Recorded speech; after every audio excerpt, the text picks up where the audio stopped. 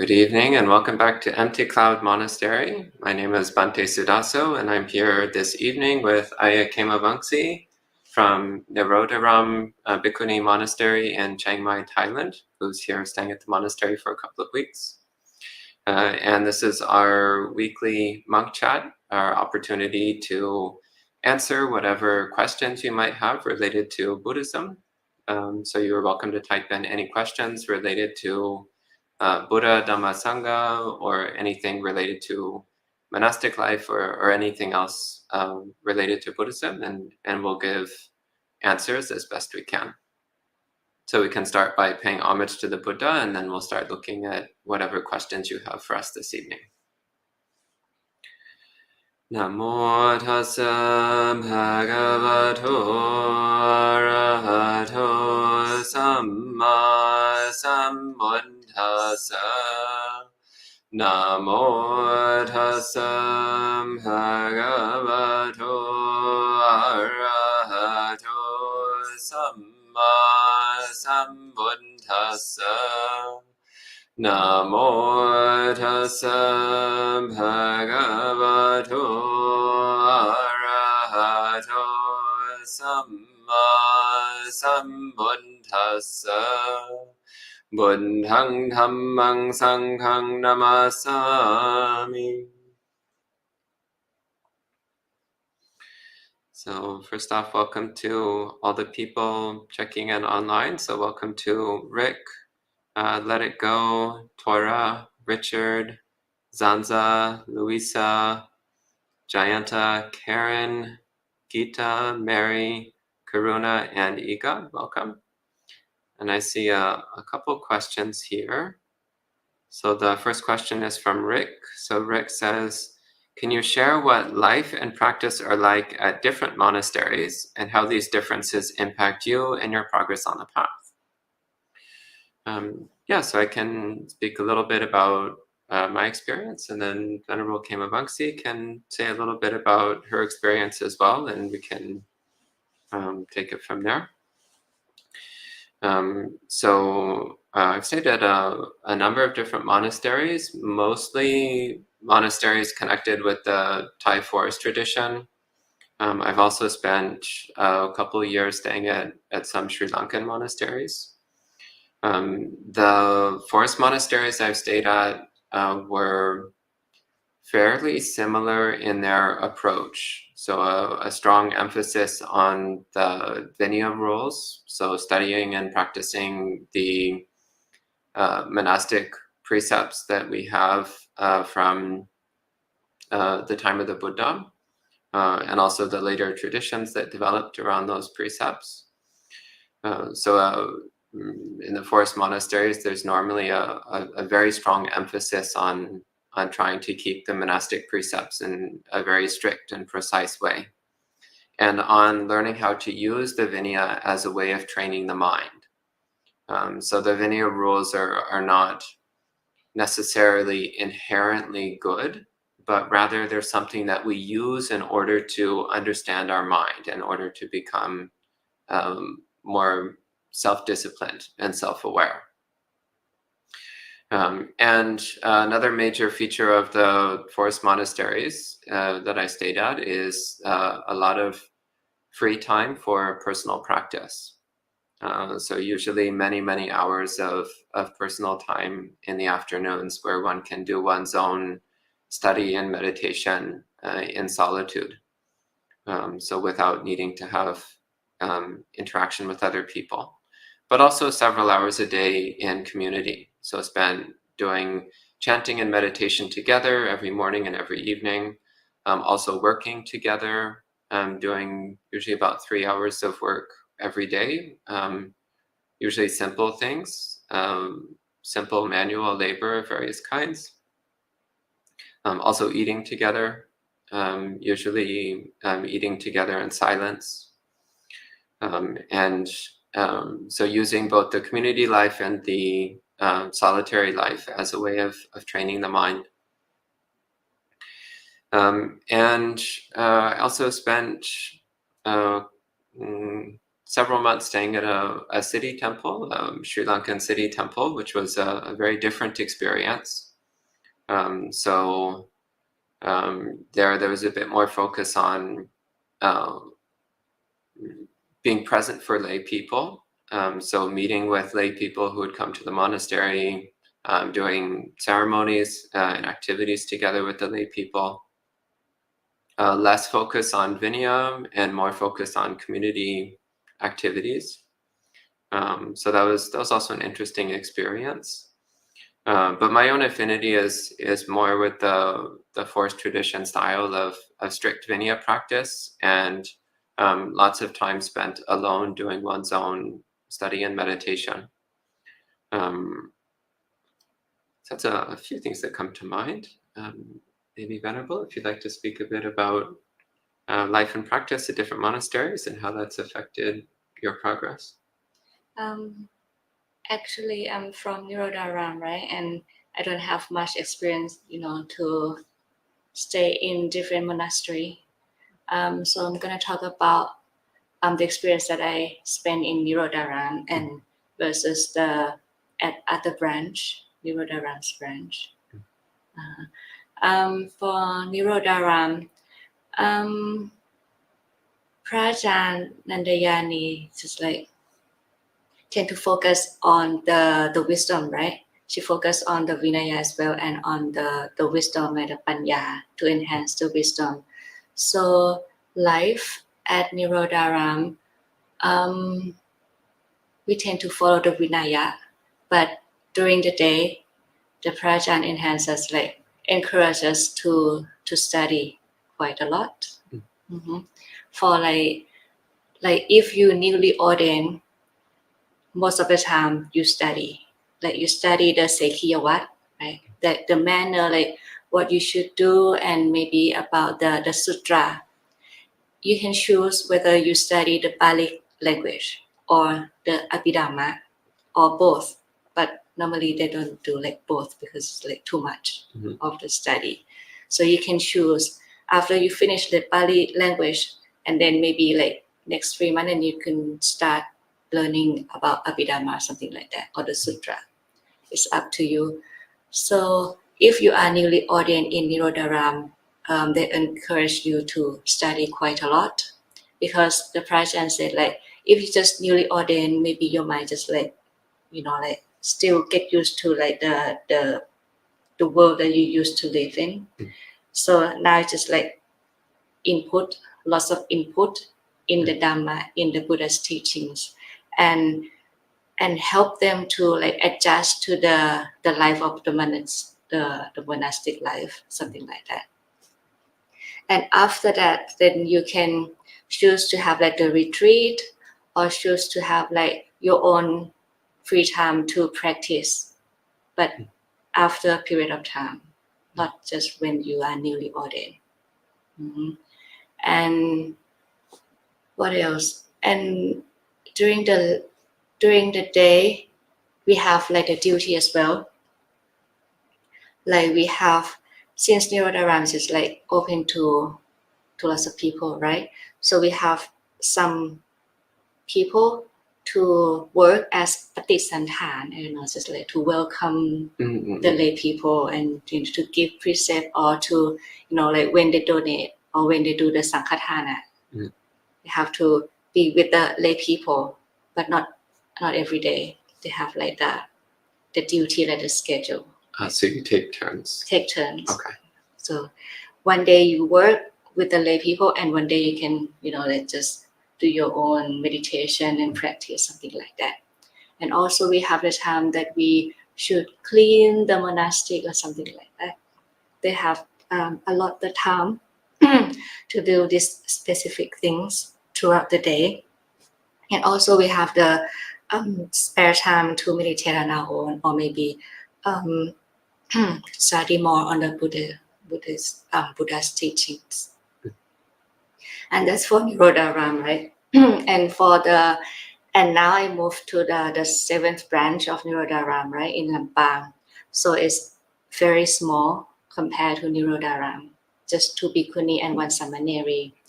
So we have to do everything just like if the lay people come, then we have to greet and we have to like give Dhamma, and like if they want to ask for advice, and then we have to give, and then when they leave the monastery, and then we can do our own thing. So we have to adjust like the time, like this time to clean the monastic, this time to do your own meditation. But when the lay people come, then you have to go. Mm-hmm. And also I used to go to Sri Lanka to ordain, right? But just a few days, so I don't really like participate in the monastic life there, because during that time, like just maybe like 5 days and then 2 days with them or something like that. So I don't know much, but now I'm here. I'm trying to like learn the way here. So I think it's quite different, because you at Empty Cloud Monastery is like the Thai forest, right? Monastery, right? So it's good in terms of you have more free time to do on your own. And it's just like here they all grown up, maybe like mature, like what to do, and you can learn on your own, something like that. In contrast to like Nirodharam, just like, okay, now you go to study Sutra, now you have to go to study Dhamma, and now you have to go to study Pali language, something like that. So it's here like more mature, like grown up, you know what to do. This is the time for you to meditate, this is the time for you to learn the Dhamma by yourself, and there's time for you to come as a Sangha and then be together as a Sangha. It's good.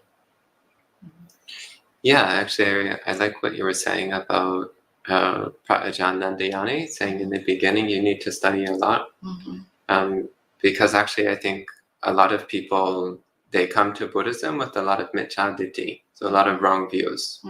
And if we don't do something about that early on, then we'll just keep practicing in the wrong way because we have wrong view. And actually many people, they can practice for many, many years without studying the suttas and not really understanding what the Buddha was teaching. So I think it's actually very wise to start by studying a lot and like trying to develop samadhi, trying to understand what the Buddha was teaching. And then we can practice more effectively. So here, actually you're seeing a bit of an unusual time in the monastery. Sometimes we've had more sutta study programs, sometimes we've had more meditation retreat, sometimes we've had more free time, sometimes more community time. So now it's more a mix of different things.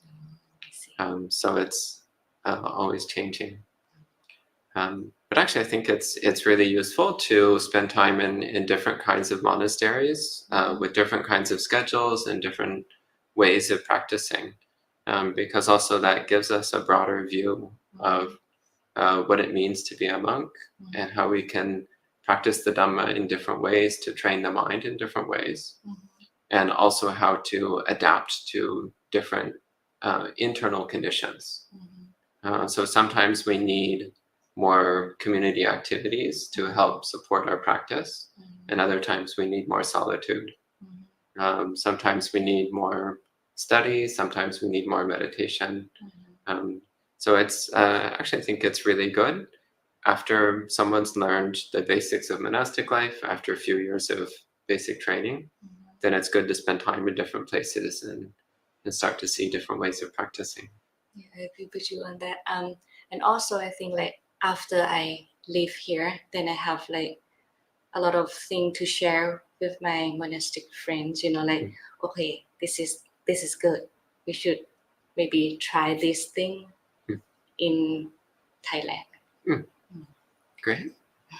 Yeah, that's also one of the things we learn a lot from bringing different monks of different monasteries to practice with us, is we all get to learn from each other. So also a lot of what we do is integrated from other monasteries, so other people coming and practicing with us. So let's have a look at some of the other questions here. There's just a quick one here. So Let It Go, Let It Be says, this is in reference to the thumbnail picture for the video. That was photographed from when we were doing a Dhamma program in Italy at a Hindu ashram. So they're asking what the face on the chair in the thumbnail photo was. That was the main teacher of that particular ashram. But again, it was a Hindu ashram, so it wasn't a Buddhist place, and the teacher was not a Buddhist teacher, it was a Hindu teacher.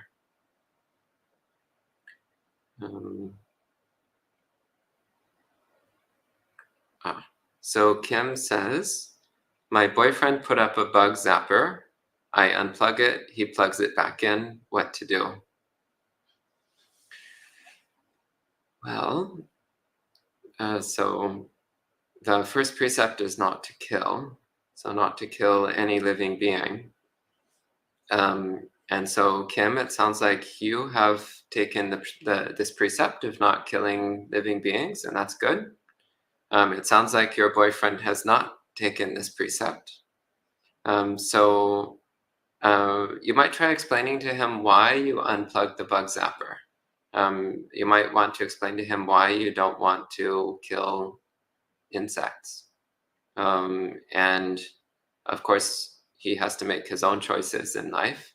But you can explain to him why you're not comfortable with having devices that kill sentient beings.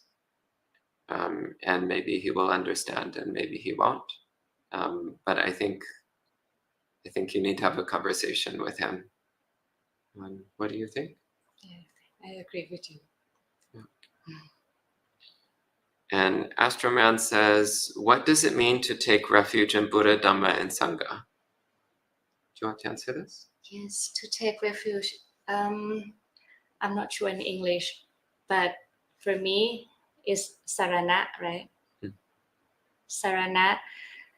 In Thai translation, we use the word ที่พึ่งที่ระลึกที่นึกถึง ที่พึ่ง is like maybe take refuge. I think this one, but and also ที่ระลึก just like when you have the constant mindfulness towards the Buddha, the Dhamma, and the Sangha, the anusati, right?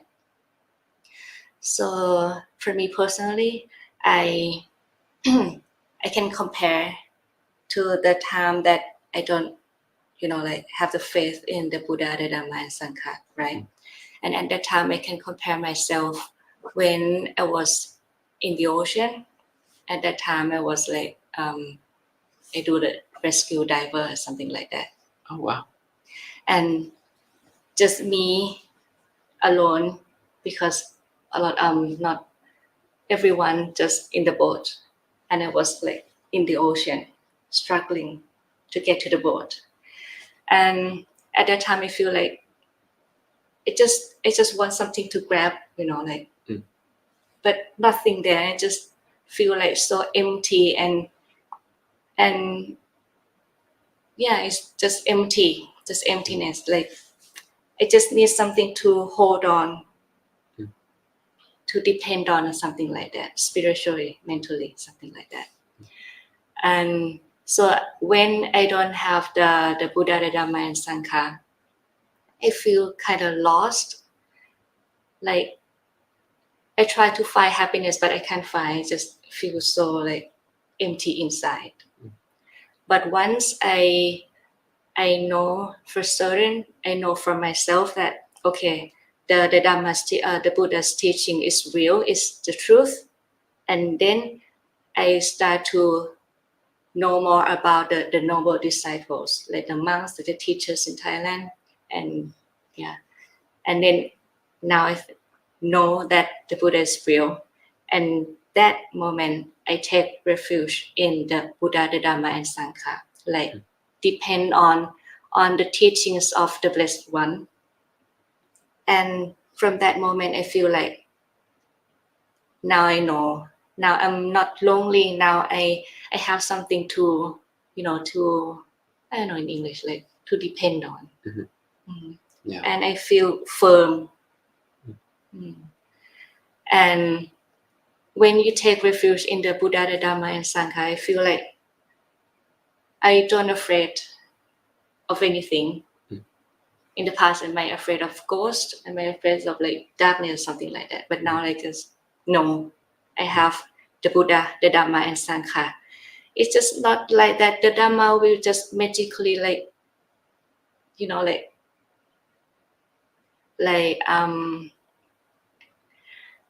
it's not just something like the magical or something like that. But I feel like I can take refuge in the Dhamma, the Buddha's teaching, because it's real, it's the truth, and if you follow that,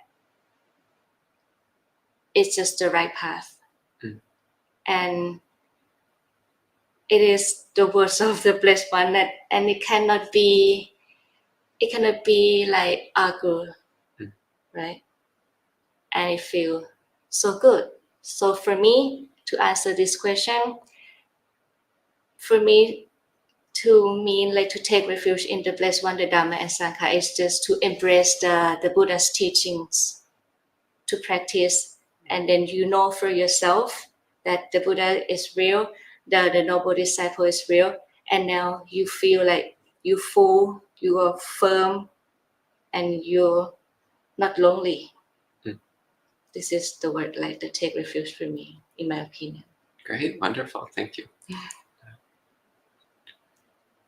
And Anonymous asks, after the monks receive alms, what chant do they chant for the laity? Well, there's many different blessing chants which might be done when people make offerings to the Sangha. There's many different traditional chants which we do, mostly in Pali.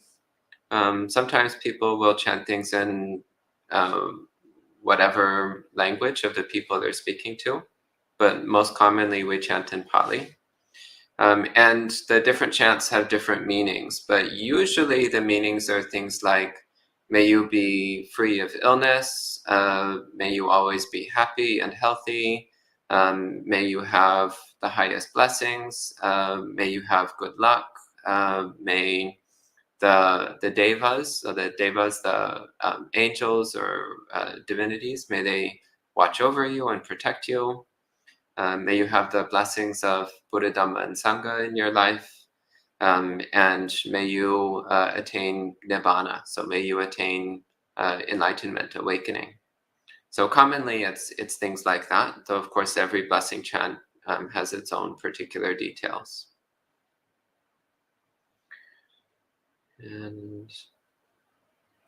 And Sud says, is it wrong view that leads to hell, or is it actions that stem from wrong view?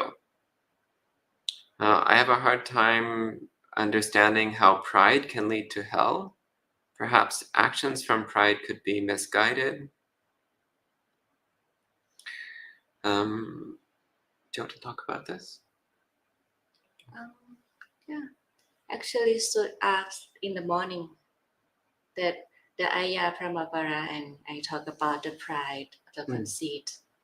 And there's the verse from Wankisa, and he said that the pride can lead to hell, right?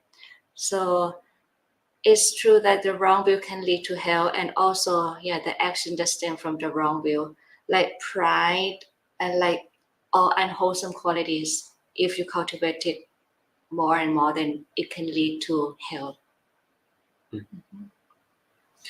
Yeah, I agree. So wrong view itself is problematic because wrong view is delusion. So wrong view means that we don't understand reality. And as long as we have wrong view, then we will continue to be reborn in samsara. So we will continue to go on the cycle. And the cycle of samsara includes both heaven and hell. So wrong view, by definition, means that we will continue to be reborn in both heaven and hell. And yes, actions based upon wrong view are even more dangerous because, for example, if we have the wrong view that there's nothing wrong with killing, then we might kill. and that will generate very strong bad karma, which leads to rebirth in the lower realms, and even rebirth in the hell realms. The Buddha, he actually says both. He says both wrong view leads to bad rebirth, and also actions based on wrong view lead to bad rebirth. And as for pride, so pride is a form of self-centeredness, a form of ego. So in Pali, we have the words mana and atimana. So mana is the concept of self, the concept of me. And atimana has the prefix ati, which means excessive. So atimana is when you're excessively fixated on me, so extremely self-centered. And so with that kind of mind, then we have no compassion. We don't care about other beings. And when we don't care about other beings, then we're more likely to make choices that harm people. And again, that leads to rebirth in the lower realms. Pride, on the other hand, it depends on what you're proud about. So for example, if you reflect on your own sila, you reflect on your own morality, your own kindness, your own generosity, your own goodness, and you're proud of being a really good person, a really moral person, that's actually not bad. That's a good thing. So awareness of your own wholesome traits is the practice of sila nusati, which the Buddha said is very wholesome. It brings a lot of happiness to the mind, and also it helps keep us committed to practicing the Dhamma. So that kind of pride can actually be a support on the path. So again, pride, it depends upon what the pride is connected to. If it's connected to the Dhamma, then it can actually be good. But if it's connected to not Dhamma, then that can be harmful. Do you have any other thoughts on this? That you mentioned about this, I just remember there's one sutra in Thai, but I cannot remember the name. There's some verse that use mana to abandon mana. Yes. Mm-hmm. Yeah. So just like repeat with you, like mana, if you use it in terms of like the Dhamma, right? Like, okay, like this one can attain, can have like the right effort, and then to attain like the wholesome qualities or to reach Nibbana, then I can do it too. Something like that. Yes, yeah, I remember the sutta you were talking about. I don't remember the name of it either. We could find it later if we need to. But yeah, actually thinking like I can become an arhat, that's a lot of pride. That's a lot of self-centeredness right there. Yes. But it's the kind of self-centeredness that keeps us committed to the path. Yes. It's like I can become just like the Buddha. Yes. Great. That's actually a really good kind of ego, really good kind of mana, because it keeps us going. Actually, it's much more dangerous to have the opposite, to think I'm not good enough, I can't practice Dhamma very well, I can't attain enlightenment. If we think in that way, then we're more likely to be lazy in our practice and not make progress. So, yeah, I agree. You have to use it wisely. And also, หลวงปู่โอภาโส in วัดจองคำ he used to give the ovada like to me and the Sangha. He said like to reach Nibbana is not easy, but it's not that hard. If the Blessed One, if the Buddha can do, if like many other teachers can do, then you can do too. Yeah, I sometimes think that over all the many lifetimes that the Buddha did before becoming the Buddha, at some point he was exactly like us. Yes. He was exactly like you and me. And he practiced very hard from hundreds and hundreds of lifetimes, and he became the Buddha. So that means we can do it too. Yes. Yeah. We're not different from him. Okay. And Avinash says, would you have some recommendations on how to get back into good meditation practice after some time off, regaining some momentum in the practice? I mean, the most important thing is just committing to doing some meditation every day. And one method which can really work is to get a paper calendar, like with one box for every day of the year, and make a commitment, like I'm going to meditate for 20 minutes a day. And every day that you do your 20 minutes of meditation, you check off that day on the calendar. And so your goal is to get through the whole year with every day checked off. And this is a very simple tool that will help remind you to keep doing your meditation practice every day. And yeah, just as you keep practicing every day, then naturally your momentum will start building up again and it will start getting easier. It can also really help to go on a meditation retreat. So an intensive meditation retreat for 7 days or 10 days can really help to build up your motivation. So reminding you of how powerful meditation practice is, so that then you're more inspired to keep practicing every day. Those are a couple of thoughts. Do you have any thoughts on this? I think to have the retreat is good as well. And also when you, just like as one of the teachers said, like, just do it every day. Just do like, maybe today you're like so busy and then so tired, but just give some time to do.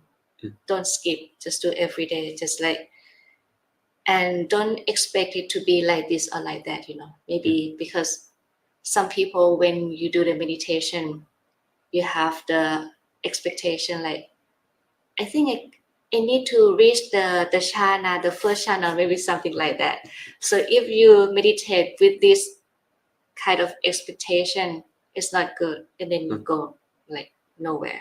Then the good way is to meditate, just like to let go of everything and just to be with the breath or with the kammatthana that you prefer, right? You just practice and don't expect the outcome. Just do every day. And then when the time is right, and then you get eventually. But you don't just like, I need to get today, why should I, something like that. It's not good. Yeah, I agree.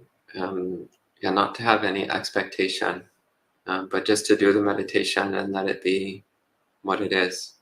And just naturally it gets better over time. Yes. Like the Buddha, he gives the simile of the chicken sitting on the eggs. And he says, even if the chicken doesn't wish for the eggs to hatch, as long as it keeps sitting on the eggs, they will eventually hatch.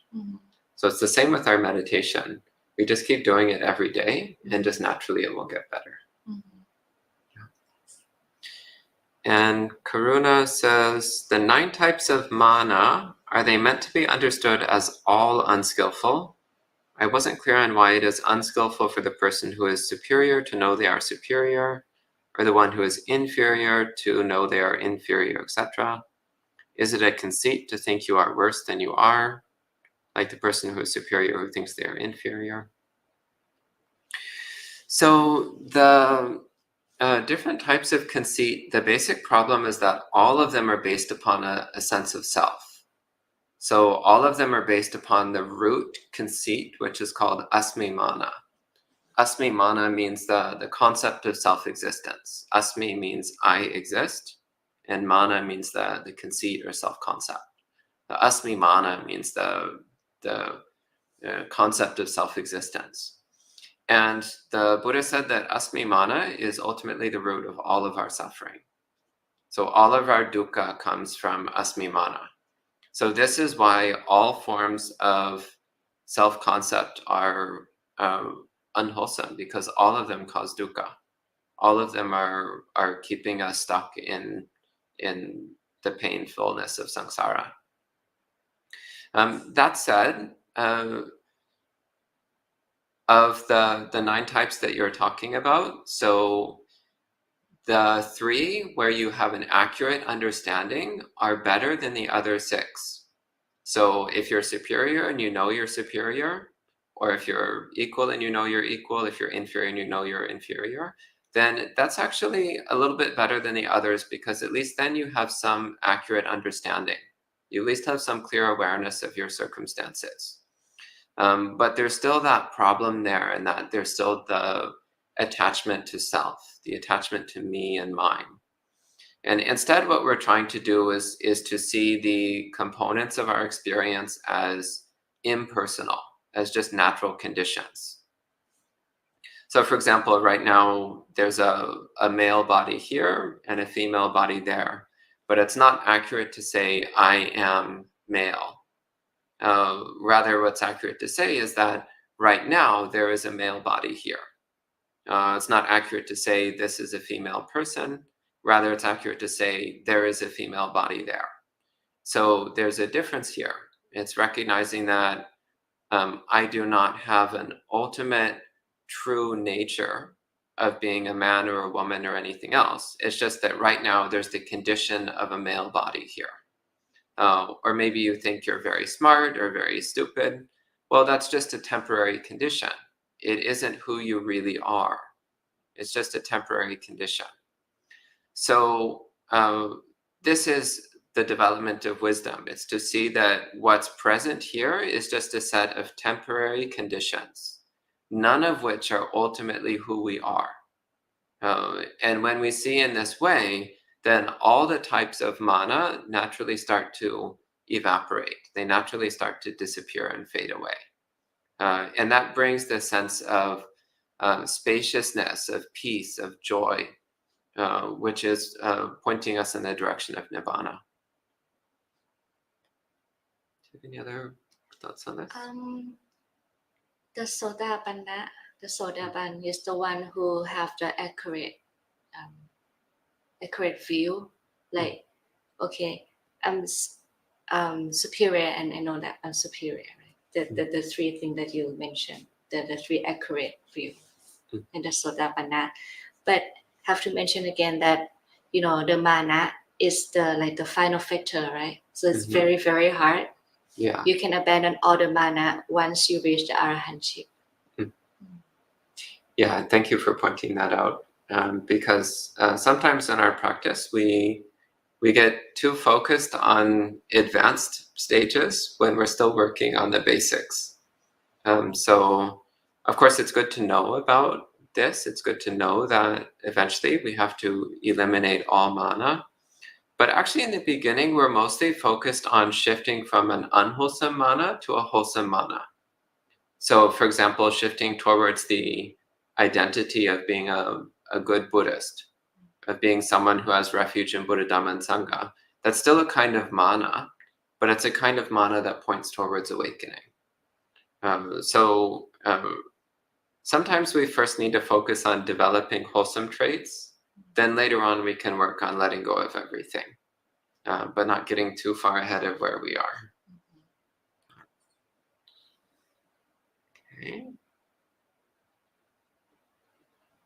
And Hasanta says, can I ask whether there are references to chanting in the sutras, or did that come after the Buddha?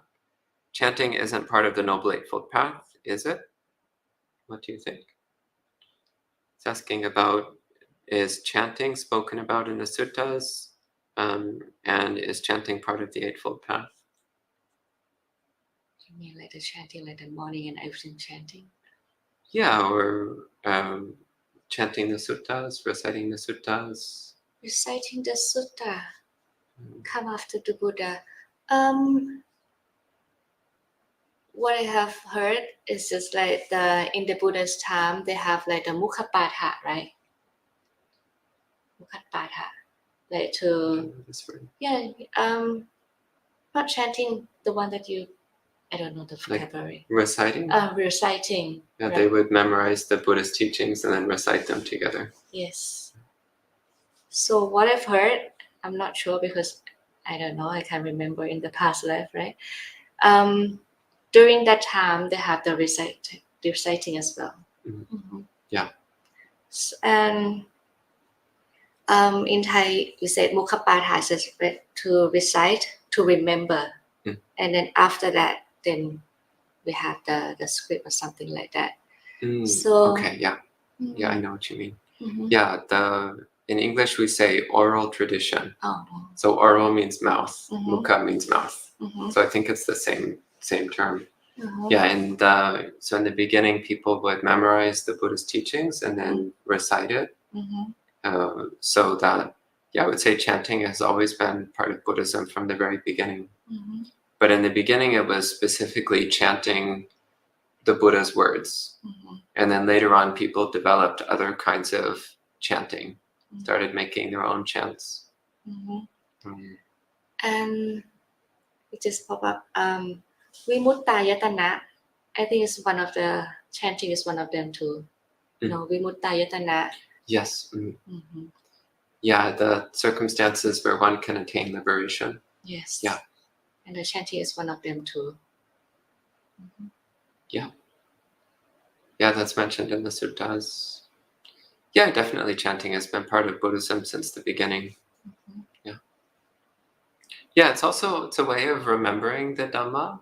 It's also a way of cultivating faith in the Buddha. It's also a way of bringing up happiness. Mhm. So when we chant, then we recollect the Dhamma, and we have happiness in knowing that we're connected with the Buddha, the Dhamma, and the Sangha.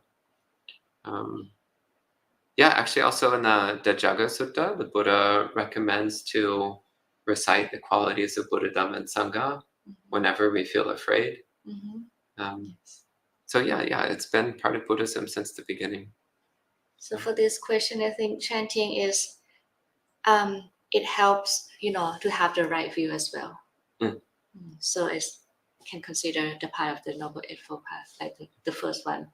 If you chant and you chant the sutra, right? And then you learn the sutra and then you contemplate about it and then you have right view. So it can be considered as part of the Noble Eightfold Path. Yeah, and I think it's important though to understand that chanting doesn't necessarily have a magical power of its own, but rather its power is that it helps us to remember to cultivate wholesome qualities of mind. It reminds us to learn the Dhamma, to practice the Dhamma. It reminds us to think about the Buddha. And also it reminds the devas around us that we're Buddhist and that they should take care of us and look after us. So the Buddha also says this is one of the benefits of reciting the Dhamma, is that then the devas will hear that and appreciate it. There's also an interesting sutta where a monk dies and is reborn as a deva. And at first he doesn't remember that he used to be a monk. But then he hears some monks chanting the suttas and he remembers that he used to be a monk. And then he continues practicing as a deva and attains awakening as a deva. So that's also another benefit to chanting. You can wish, may devas hear this chant and remember the Dhamma and practice the Dhamma. So there's many benefits to chanting.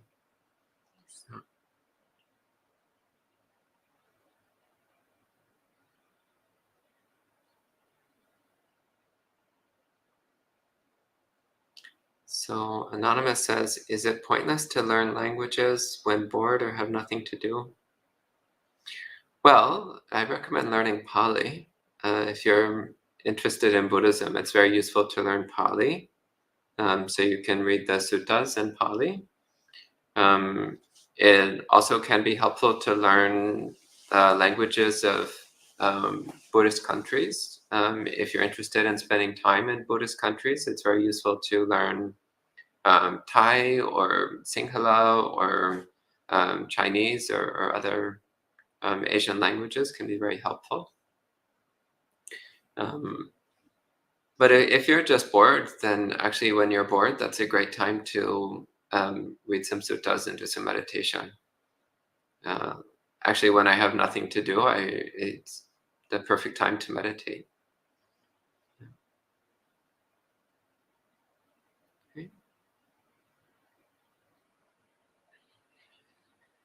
Okay, this one says, when talking to Italian Catholic monastics, I think this is addressed to me, so I'll have to answer this one. Did you discuss the similarities and differences between Buddhism and Catholicism?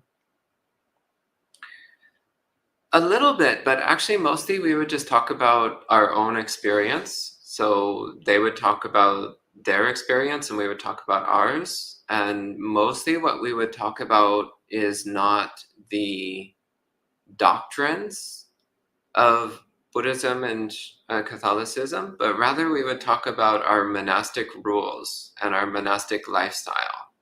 So, like, what kind of rules do we have as Buddhist monks? What kind of rules do they have in the different Catholic orders? And every Catholic order has their own set of rules. What kind of practices do we do? And again, it's different in different Catholic orders. So there's some Catholic orders that, like us, they don't use money.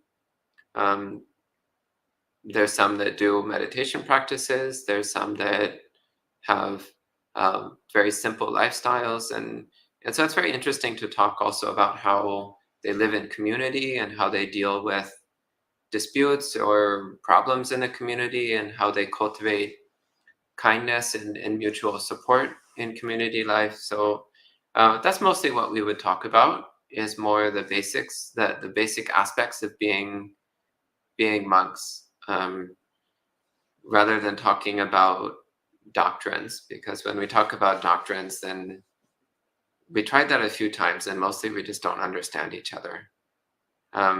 So we talk about Buddha and we talk about Nibbana and we talk about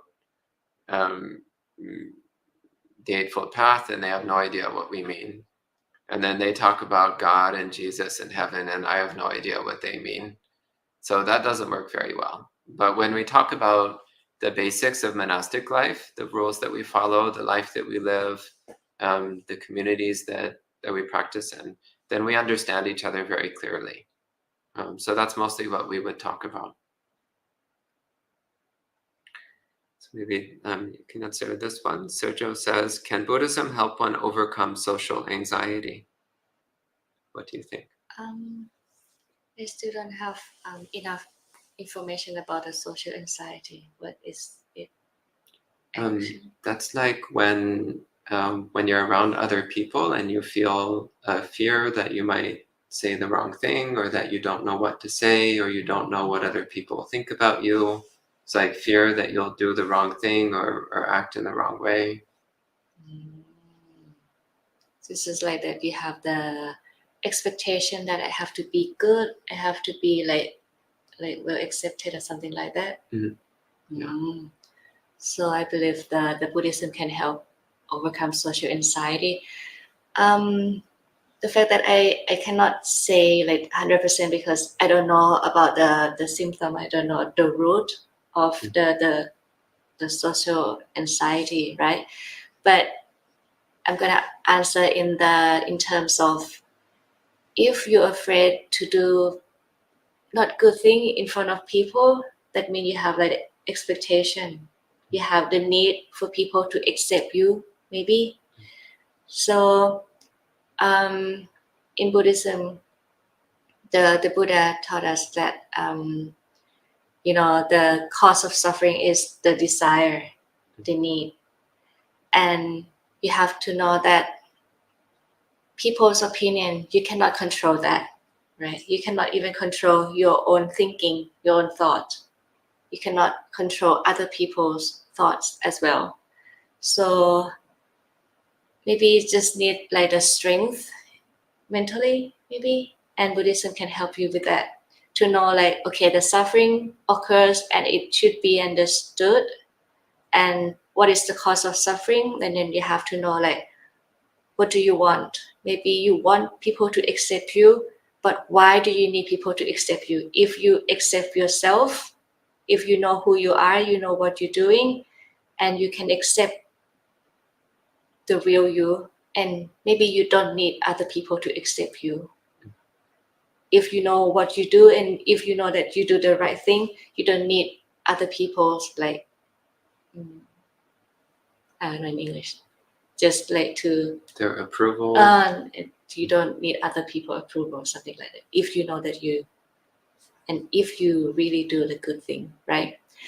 And so the noble Arya Sasi, the noble truth, the Four Noble Truths can be used in this as well to overcome the social anxiety. You have to know the cause, why you have that, and then you get rid of the cause of the suffering. Great, thank you. Good. And Rick says, can you offer us guidance on how to be respectful in the presence of bhikkhunis at a monastery or out in the world? How should male practitioners act when offering dana to bhikkhunis? Would you like to speak a bit about this? How to be respectful in the presence of bhikkhunis is like the same thing as for bhikkhu, right? Same thing. Yeah. But when you offer dana, right, for male, and toward the bhikkhuni, we're gonna use like the cloth, because we cannot, in Thai, I don't know here, but we cannot accept like from the hand of the male practitioners or any male person. Yeah, it's trying not to touch. So just as generally speaking, female people will try not to touch male monks, and the same way male people should try not to touch female monks. So it's the same idea. And also you should not like talk with the bhikkhuni just like alone. You need someone who understand, to stay with you, like maybe one more female in presence. Yeah. Other than that, it's just the same. Yeah. Must be cool. Okay. Anonymous says, could you name a couple of the blessing chants that you mentioned? I mean, there's a lot. One of the most common ones starts Bhavatu Sabba Mangalang, which means may you have every blessing. Bhavatu Sabba Mangalang Rakhantu Sabba Devata, may the angels protect you. Sabba Buddhana Bhavena, by the power of all the Buddhas. Sabba Dhammana Bhavena, the power of all the Dhammas. Sabba Sanghana Bhavena, power of all the Sanghas. Saraswati Bhavantute, may you always be safe, may you always have well-being. So that's a very common one. But there's lots of other ones. So another one starts Sapityo Vivajantu, and goes from there. One which I like a lot, which is quite short, starts Sabbaroga Vinimutto. So may you be free of illness. Sabbasantapa Vajito, may you be free of torment. Sabbaroga Vinimutto, Sabbasantapa Vajito, Sabbavera Kanto, may you be free of all hostility. Nibbutto Chatuvambhava, and may you attain Nibbana, may you attain awakening. So that's a short one that I like quite a bit. But yeah, there's lots and lots of traditional blessing chants. Some of them are from the suttas, some of them were written later on. But all of them have a nice meaning. And Daniel says, could you give me any advice for cultivating virya? Can you speak about cultivating virya? Virya, effort, right? Yes. Just one short advice. Like for me, I love the clock that has like the, I don't know what's it called, like the minute hand. Yeah. The minute hand. When you see the minute hand, right? And then you see like, oh, time just passed by, and people, most of us cannot live longer than 100 years. And now every minute just passed by. Now it's time to do. Many lives have lost, like in the past, we don't know, we cannot remember. And it's still a long way to go in the samsara if you still like lazy and still not cultivate the wholesome quality and abandon unwholesome quality. So every minute pass by, every seconds pass by, this is the right time to do.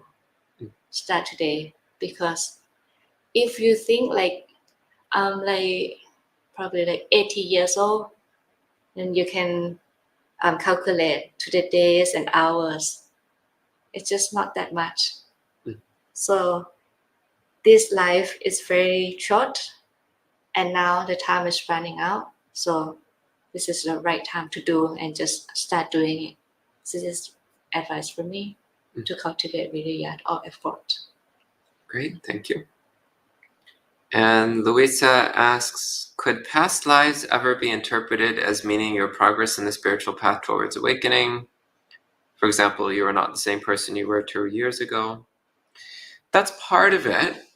So it's important to remember that when we talk about past lives, we actually mean that quite literally. So in the Buddhist understanding, we have lived countless lives, innumerable lives, millions and millions of lives before this one. And over the course of all of these different lives, we've experienced many, many, many different conditions in samsara. So sometimes we've been animals, sometimes we've been spirits, sometimes we've been in very painful states of life, sometimes we've been in very pleasant states of life. But the only thing we've never experienced is enlightenment. So we've experienced everything in samsara except for awakening. This is the only thing that we've never experienced before. But over the course of all these lifetimes, we've experienced many other forms of being, but we've never been enlightened before. So it is true that we can see changes during the course of this life as well, and sometimes very dramatic. So I'm a very different person now than I was 20 years ago. Very different. So that is also a way of understanding past lives, but remembering that we also mean it very literally, in the sense of I used to be a cat, I used to be an insect, I used to be in hell, I used to be in heaven. We also mean it quite literally in that way.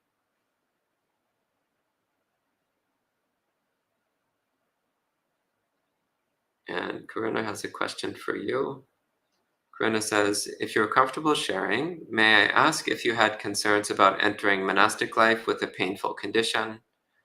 Or is there anything you'd like to share about the challenges of continually enduring painful feelings in a monastic setting with all the austerities, or the practice of patient endurance?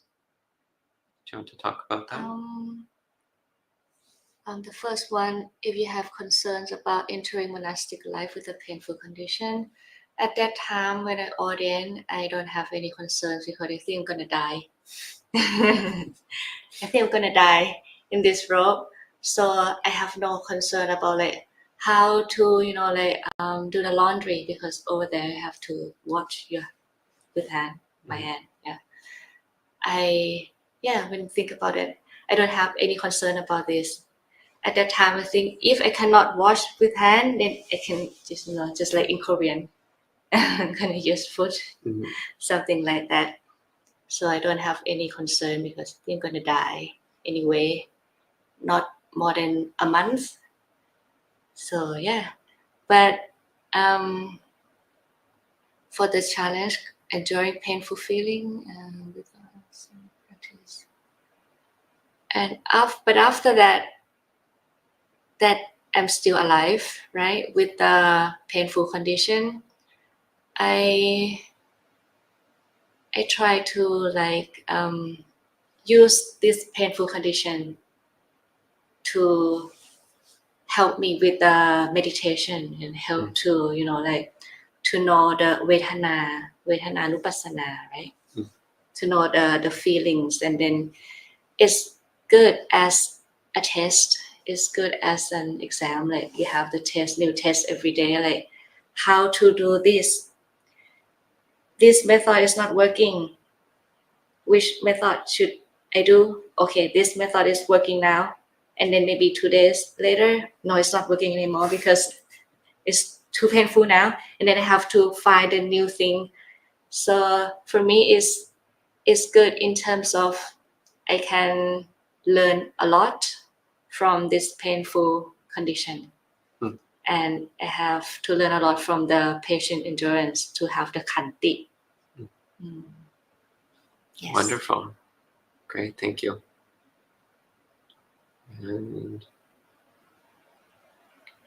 And Jojo says, the Buddha mentions that virtue leads to good meditation.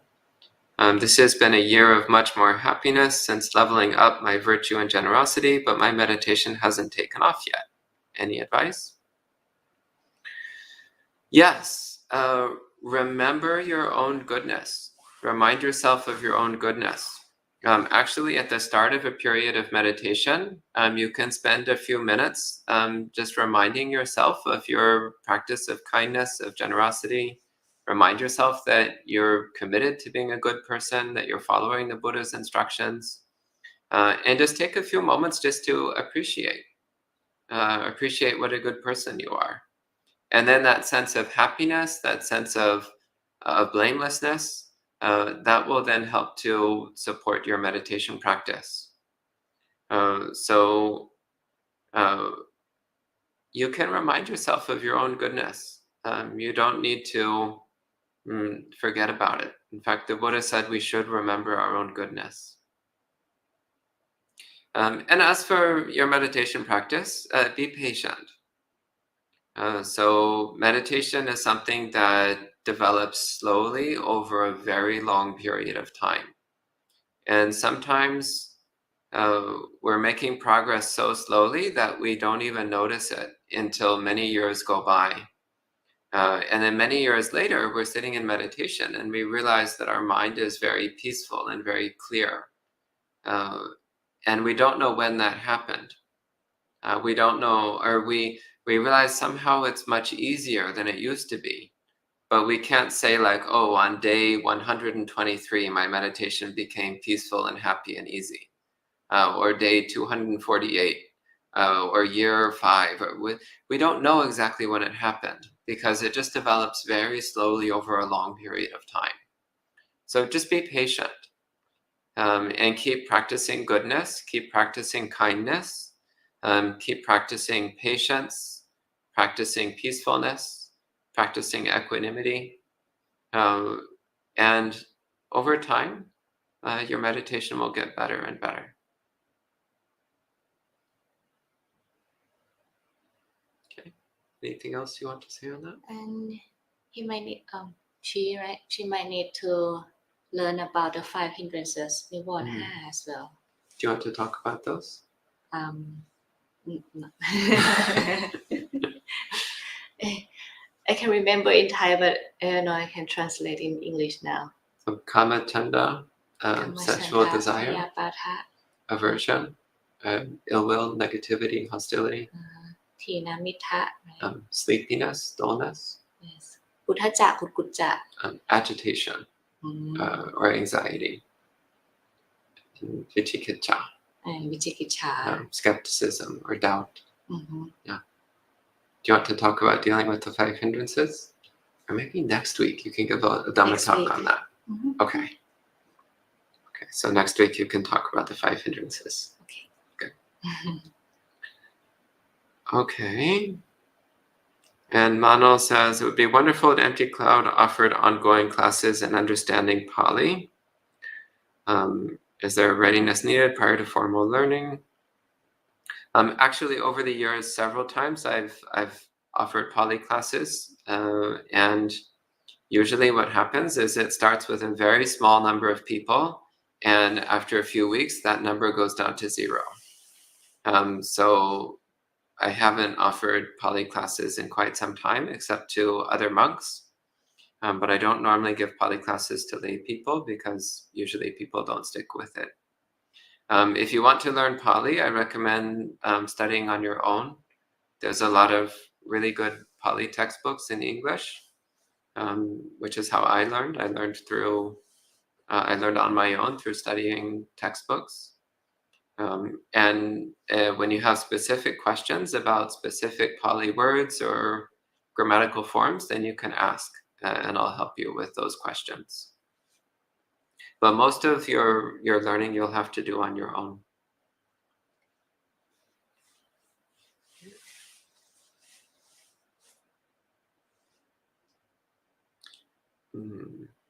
So M asks, if it is said that meditation is just a boat to the other shore, Nibbana, why does the sutta say that the Buddha retired for 2 weeks to meditate alone? I think I remember, but I can't remember clearly. To answer this question, I think I have to go back and read the sutra once more, and then to know why the Buddha's absence and what he really taught in that sutra. Yeah, there's actually a few suttas where it mentions the Buddha going into personal retreat. And I think the main reason why was the Buddha said he did it as an example for the other monks. So to inspire them and encourage them to keep practicing. But yeah, it's important to know that Buddha didn't need to continue meditating because he was already fully enlightened. But nonetheless, he did continue practicing meditation. And actually, he also, in one sutta, he says that he practices meditation because it's pleasant. It's a peaceful state of mind. It's enjoyable. And that's also pointing to something else very important, which is that meditation doesn't need to be a painful struggle. Meditation can be a happy, pleasant, enjoyable experience, especially as we become more proficient. And so Tenere says, hello, Aya. How long and where have you been ordained? What's your experience like living with the Fourfold Sangha? What is the Fourfold Sangha? Bhikkhu, Bhikkhuni, Upasika, Upasika. Thank you. I've been ordained for 5 years now. 4 years as a Samaneri, as a Kamana, and then 1 year as a Bhikkhuni. And I ordained as a Samaneri in Thailand. For Bhikkhuni, I ordained in Sri Lanka with the Sakayatida. Experience like living with the Fourfold Sangha here. We meet here, I think, because in Thailand we don't stay with the bhikkhu, right? I don't know what she's asking, but that would be maybe. And you could talk about both, or whatever you want to talk about. To live with the bhikkhu, bhikkhuni, upasaka, upasika mean here first. It's great experience because like in Thailand we don't have this kind of experience to be like close with the bhikkhu, right? So it's good to have like, I like the word here, the Buddhist family. Yeah, I like the word. This I just saw it in New York, I think, the Buddhist family. And I think I can answer this question like I feel like a family. Like we are the family. We just not like the company in Thai, Barisat C, Puttha Barisat C. We use like the company like Barisa. But here you feel like a family. But in Thailand, bhikkhu and bhikkhuni have to be like maybe like a long relationship, like have to be like far away from each other, something like that. And we go to bhikkhu to get the ovada like every 15 days, or just to the samijikam, like we should do like 3 times a year to pay respect to the monk, something like that.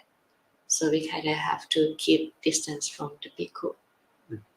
So it's different experience in Thailand and here.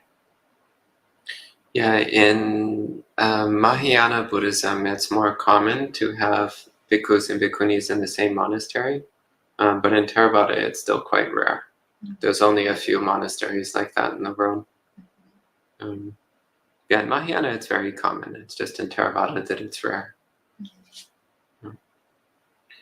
And Rick says, how are the 10 paramis related to the 7 factors of enlightenment? I think that would be a long Dhamma talk. So we don't have a lot of time. So yeah, I can't imagine giving a short answer to that question. I think we would need at least an hour. So Rick, that's a wonderful question, but I think we're going to need more time. So maybe we'll do that as a full Dhamma talk at some point.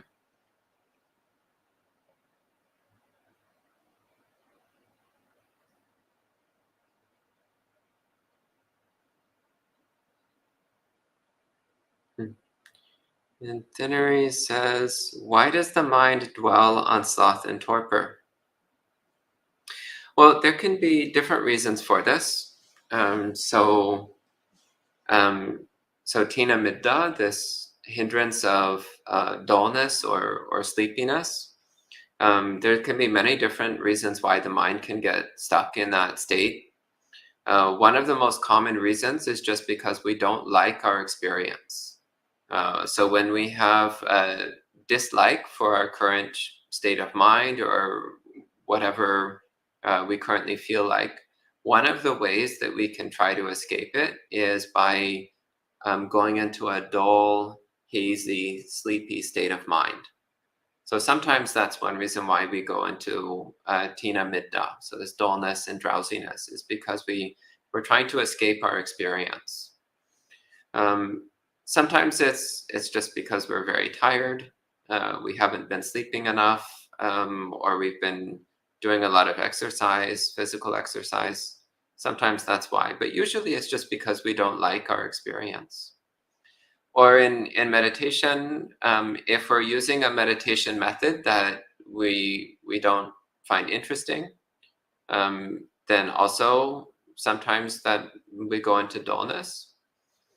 So usually what I recommend if you're having a lot of trouble with tina midda is to choose a meditation method that is interesting for you and make it fun, make it enjoyable.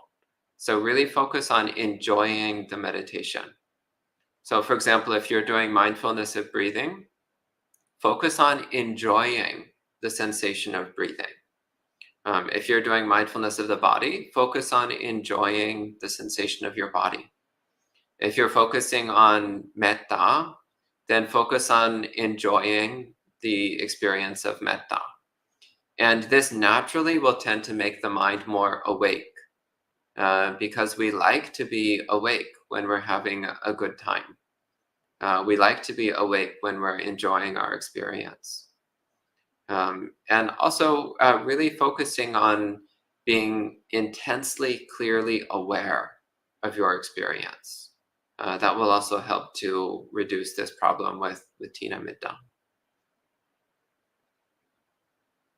Do you have any other thoughts on that? No? Okay.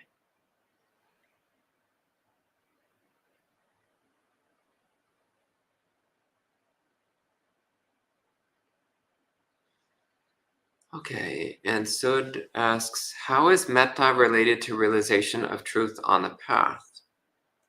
Is it a natural state of being as fetters and defilements fall away, or is it a developed, conditioned, wholesome state? What are your thoughts? How is metta related to the development of wisdom? Metta is the opposite of the aversion, right? And to attain the nibbana or to like fully awake, then you have to get rid of the aversion, right? For anakami, right? So metta is, it's actually like, of course, it's related to a lot of things, and just from the basic one to like the higher level, right? For example, metta, you have to start from like the sila first. Like you have to start from the base. The sila is the base, right? Base for all the wholesome qualities. And if metta is really related to like the base one, like if the first sila is to not to kill, not to harm, right? And metta is related to that. So I don't know if I answered this question or not, but for me, in my opinion, metta is related to realization of truth on the path, and it's related to like many levels or every level, from the base to the top. The top is to get rid of aversion.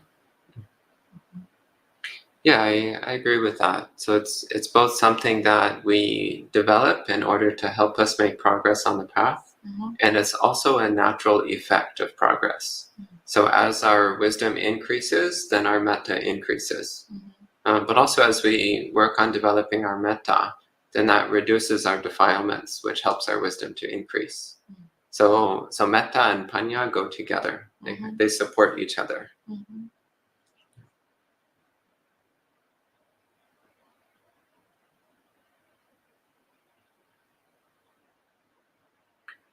And Daniel says, following up on virya, are there suttas where we are taught various methods for developing this as a factor for enlightenment? Is virya something I can use to counteract sloth, torpor, and depression? What do you think?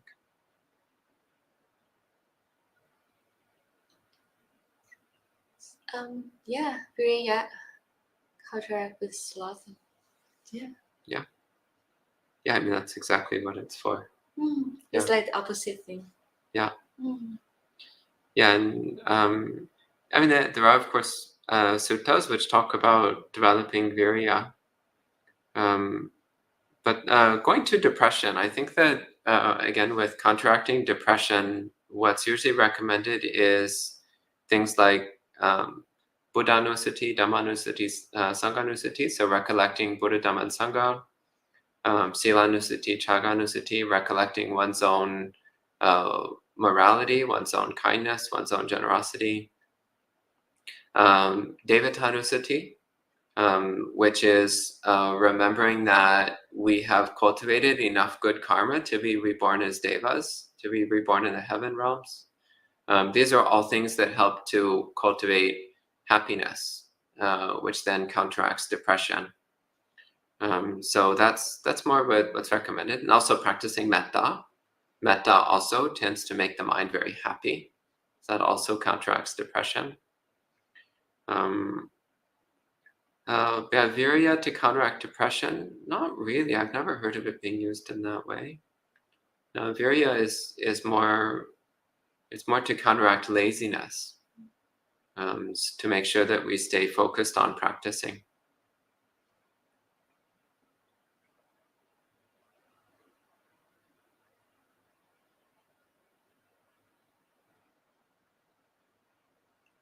Let's see.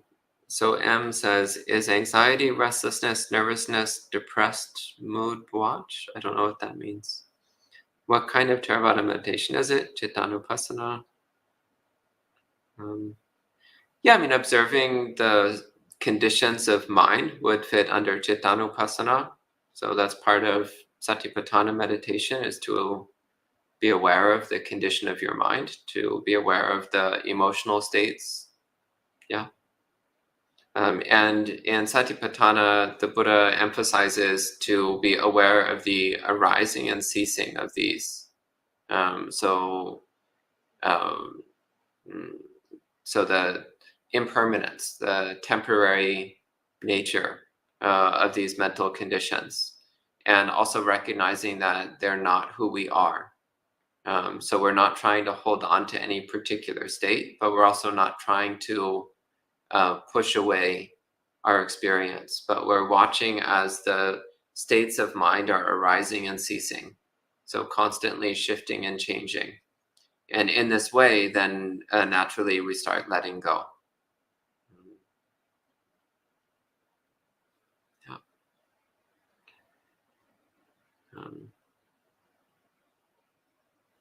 And Manal says, is it possible to observe perception of pain during the sleep state? Thought I observed the intensity, dropping duration better because I just submitted to it, but not sure.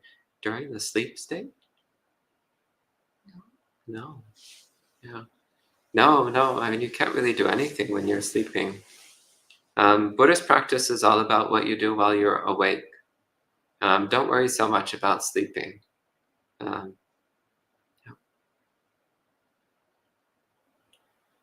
And Hassan says, are nimittas part of the path or a distraction?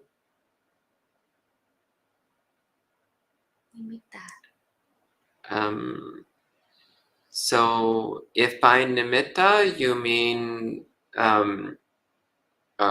lights or images that appear in the mind during meditation, then usually those are distractions. And if we get focused on them, then usually we just wind up wasting time. So when doing meditation, just stay focused on your meditation method. Stay focused on your meditation object. Don't get distracted. Unless you mean something else by nimitta. Okay. And Let It Go says, why do you not read or comment on comments we make, but only the questions? Because if I did everything, then we would need 3 hours. So I focus on the questions because that's what we have time for. Otherwise, it would take too much time. Thank you, though. I do appreciate the comments. We just don't have time to address everything. And M says, is there a good book you would recommend on Chittanupassana? I mean, the Satipatthana Sutta. It's kind of the classic on it. Realistically, the whole Pali Canon. You just read all the suttas. Yeah, I mean, and honestly, if you want to understand the Buddha's teachings, then you need to read the whole Sutta Pitaka at least once in your life. Once in your life, read through all of the suttas, start to finish, at least once. It doesn't take very long. I did it in about 1 year or so. So if you just commit to reading for a few minutes every day, then you can get through all the suttas in a year or two. It's really not very much.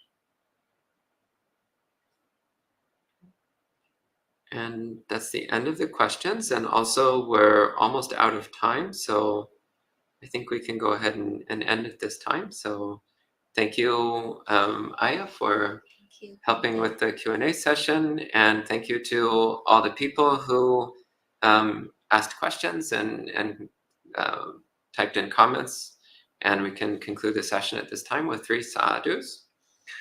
Sadhu,